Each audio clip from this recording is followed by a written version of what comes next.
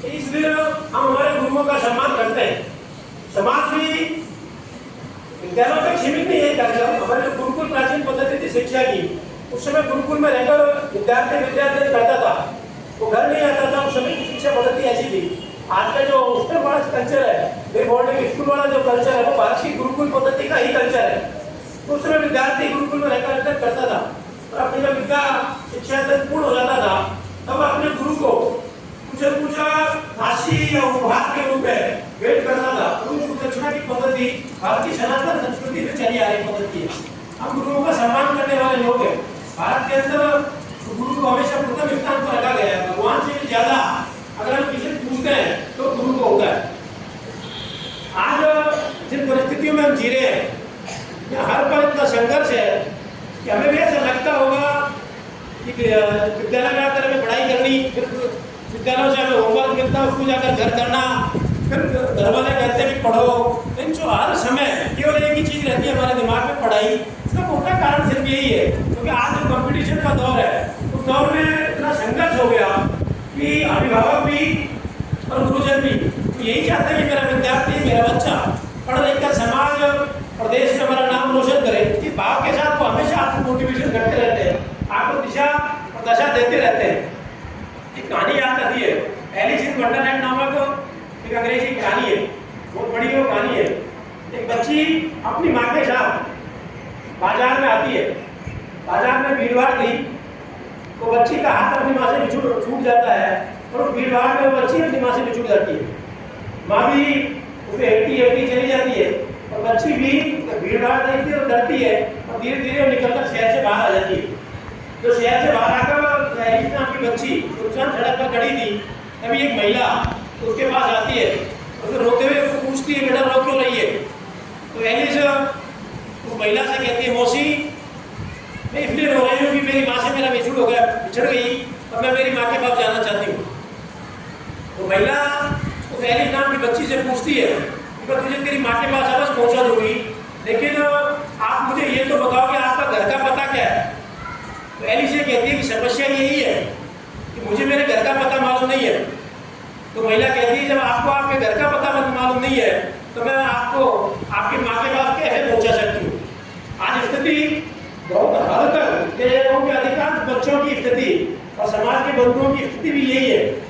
उन्हें किसी भी अपने घर का पता मालूम नहीं है, यानी उन्हें ये नहीं पता कि हमें जाना किस दिशा में है, हमारे जीवन का लक्ष्य क्या है, मेरा जन्म इस धरती पर किस मकसद के लिए हुआ है, मुझे करना क्या है, ये उन्हें पता नहीं है। और जब हमें खुद को पता नहीं है तो जो गुरुजी हमें संभालने में लगे हुए हैं, जिनसे मेरी समाज की बहुत बड़ी अपेक्षा है कि मेरे बच्चे को या हमें ये गुरु एक ऐसी दिशा पकड़ा देंगे जिससे मेरे जीवन सफल हो जाएगा।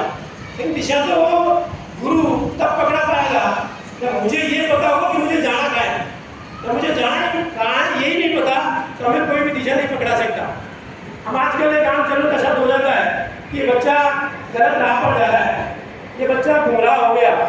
लेकिन कोई भी बालक या कोई भी व्यक्ति गलत राह पर या गुमराह की स्थिति में तब आएगा जब उसे अपने जीवन का लक्ष्य पता होगा, उसे ये पता होगा कि उसे जाना कहाँ है। तो इस अवसर पर मेरा आपसे आग्रह है, क्योंकि ये जीवन मानव रूपी जो जीवन है वो हमें बड़ी मुश्किल से मिलता है। हमारे शास्त्रों में ये भी कहा कि 84 लाख योनियों के पश्चात मानव जीवन मिलता है। तो ये बहुत महत्वपूर्ण जीवन है और हम सब इसीलिए भी कॉपी नहीं हो सकते। हम सब अपने आप में अद्वितीय है। हमारा प्रत्येक का व्यक्तित्व इतना तेज है, इतना प्रभावशाली है कि हम अपने व्यक्तित्व को सही दिशा में निकालें। हम ये तय करें कि मुझे मेरे जीवन में करना क्या है। जब ये तय कर लेंगे तो गुरुजी भी आपकी मदद करेंगे आपके लक्ष्य तक पहुंचने में। आपके माँ बाप भी, आपके मिलने वाले भी, आपके मित्र भी सभी आपकी मदद कर पाएंगे जब आपके जीवन का लक्ष्य आपको पता होगा। आप गौर करना, जब आपके साथियों से झगड़ा होता है या कभी भी जो दो व्यक्ति लड़ते हैं, वो जो संवाद होता है उस समय लड़ते समय पहला सवाल यही होता है कि मुझे नहीं पता मैं कौन हूँ। आप अपने आप को समझते क्या हो? ये दो सवाल अमूमन निकलते हैं जब दो जने आपस में लड़ते हैं। वो लड़ने के समय पूछता आपको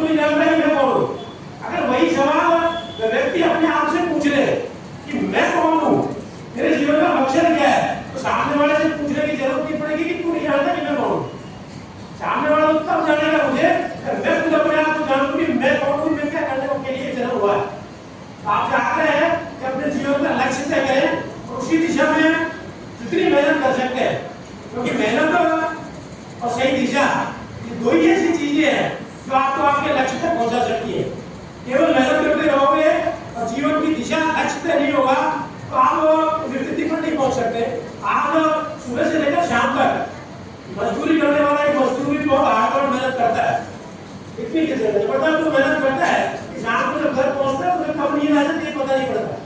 तो केवल मेहनत ही सफलता की गारंटी हो ऐसा नहीं है। मेहनत के साथ साथ हमारे जीवन का लक्ष्य और उस लक्ष्य के ऊपर सही दिशा में हम चलना प्रारंभ करें तो वही हमें सफलता मिलेगी। युवा होना अपने आप में बहुत सौभाग्यशाली स्थिति है। सौभाग्य में इसलिए कह रहा हूँ कि युवा की कोई उम्र नहीं होती। जो भविष्य की बात करता है वह युवा है, और जो भूतकाल की बात करता है भले ही वो 15 से 18 साल का वाला ही क्यों ना हो, अगर वो भविष्य की बात करता है उसके जीवन में नकारात्मकता है तो वह युवा नहीं हो सकता। वीर सावरकर युवा की एक अद्भुत परिभाषा देते हैं। वो कहते हैं कि अगर युवा को समझना है तो युवा शब्द को आप उल्टा कर दो। उल्टा करने पर युवा शब्द बनता है वायु। वायु यानी हवा। तो हवा की दो स्थितियां हैं। अगर हवा अनुशासित होकर चले तो जीवन देने वाला प्राणायाम बन जाती है, और वही हवा अगर अनुशासन ही होकर चलना प्रारंभ कर दे तो प्रकृति में तांडव बना देती है। भूकंप आ जाता है, तमाम प्रकार की विपत्तियां और विपदाएं आ जाती है। तो हमें को तय करना है कि हमें हमारा जीवन अनुशासन में रहकर जीना है। अनुशासन में रहकर जीकर किसी व्यक्ति के जीवन को